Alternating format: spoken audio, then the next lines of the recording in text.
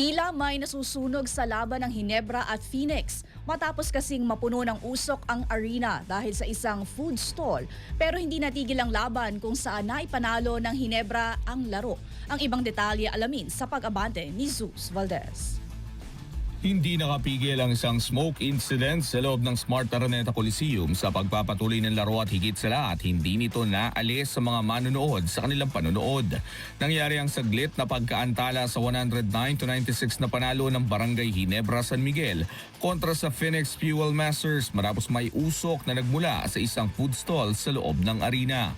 Ayon kay Head Coach Tim Cone, hindi niya agad napansin ang insidente hanggang hindi ito itinigil ng mga opisyal.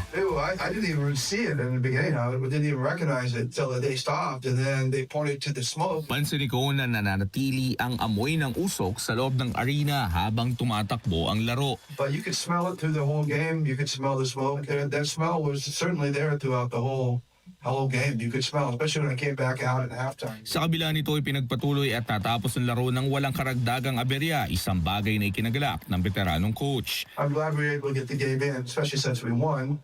And when we lost, I said we should have stopped the game right away. Binigyang din niya ang reaksyon ng mga fans na nanatiling nakaupo sa kabila ng sitwasyon. You know, I mean, we love our basketball. I mean, nobody left. You know, spent their hard-earned money, but they stayed through it. I tell you, a lot of people, you know, would have normally left, but we just love our basketball so much that nobody left the Coliseum, and it was cool. They stayed. Sa loob ng court, nabura ng Ginebra ang lamang ng Phoenix at kinuha ang kontrol sa ikalawang half sa pamamagitan ng malakas na run na pinangunahan ni Justin Brownlee.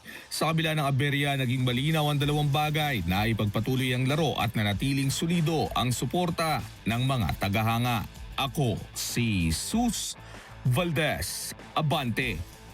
Manatiling nakatutok sa Abante, sundan kami sa aming mga social media accounts at huwag kalimutang mag-subscribe sa aming YouTube channel, DWAR Abante Radio, para sa mga eksklusibong balita.